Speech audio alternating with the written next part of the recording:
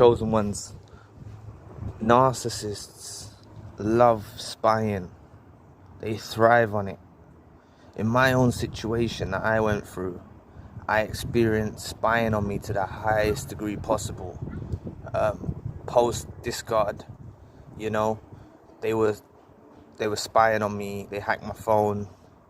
They done certain things. So that's why I was just wanted to make this message, so you're aware, and hopefully you learn from this video about being aware of letting them around your electrical devices and stuff like that, because it all bases down to their insecurity. They're very insecure individuals. They're easily hurt and manipulated. So I mean, little things like you replying to a comment or something to the other sex, they will get very insecure or jealous. This might not be in your circumstance, but in my situation it was.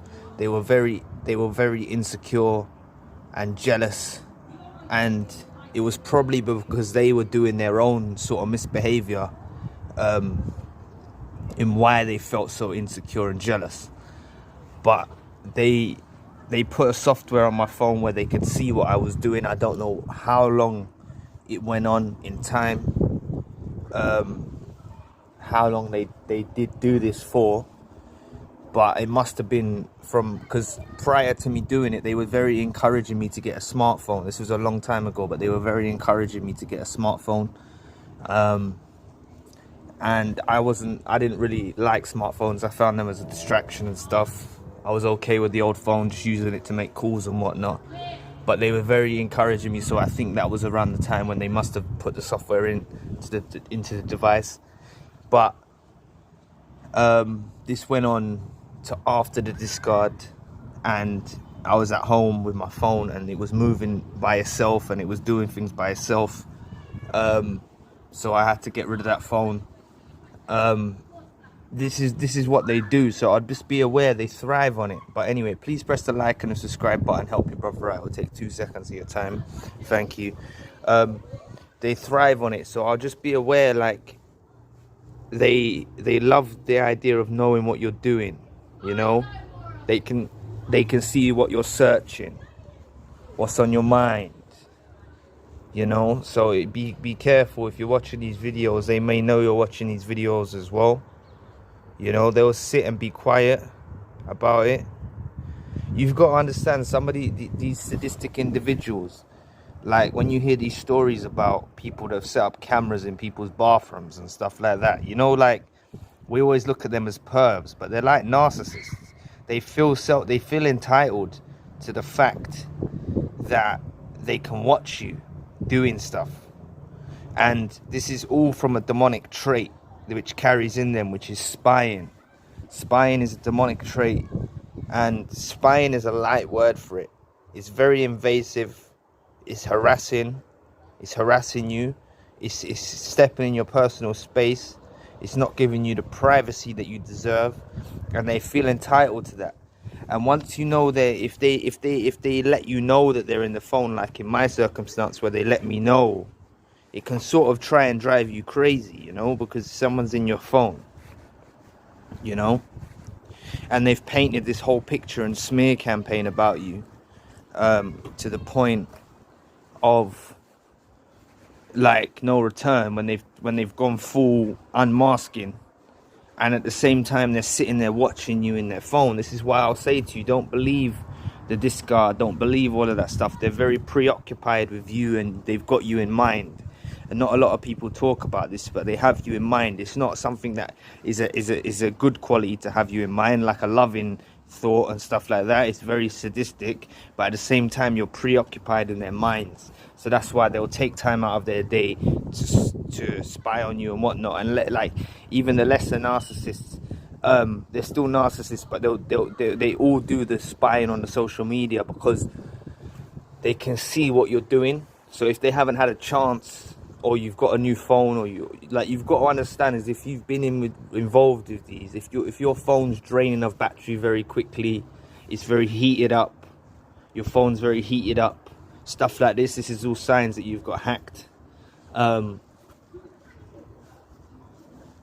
Mine was so twisted that they actually bought me a shirt one day. They said, I bought you this shirt, and in the label it was called Hack.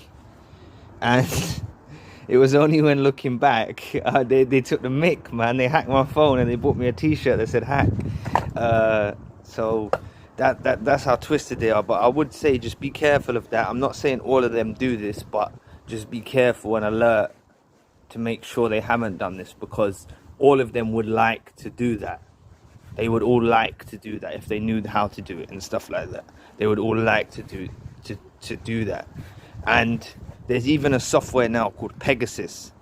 I think it was made with the governments and whatnot, some like really high up stuff, but it's available software to any individual at the moment, and you can, I'm not sure exactly how it works and stuff like that, but you can hack devices from not even being in the same room as them and stuff like that, and it's open software to people, so it does exist. And when you're going through this experience, it's very traumatic, man, because they're harassing you from, you don't have any space, your phone, no space from nothing. They're watching everything they do, you know. There was someone who commented the other day and said, I must have briefly mentioned this, and they mentioned that the person circulated around their house and was spying on them from their own house. So this exists as well, you know, stalking. They're very twisted. They actually get satisfied, and they feel they thrive off watching you, you know. God knows what they do when you're asleep. God knows what they do when you're asleep. You know, these people are, if they're next to you and stuff, they're weirdos, man. They're proper weirdos, man. And it's because they're plugged into this demonic realm. I'll never stop saying that. I need to reinforce this. It's because, as I mentioned, like, a lot of these so-called experts don't give on to the fact about spirituality, and they don't let you in to know why these people function like that. If you look at it like a personality disorder, you think, okay, they got a personality disorder, let's fix them, let's do that. But you've got to understand, to fix one of these individuals, they need a whole replacing of their circuitry, a whole replacing of their belief system, their thought patterns, the way they operate. They function on a lower demonic realm, a lower demonic frequency. Like, they need a total rehaul, and it's very unlikely that they're going to be able to do that, because they have to do that for themselves. They can't do that for someone else. They need to change for themselves, because they want to be good people, you know.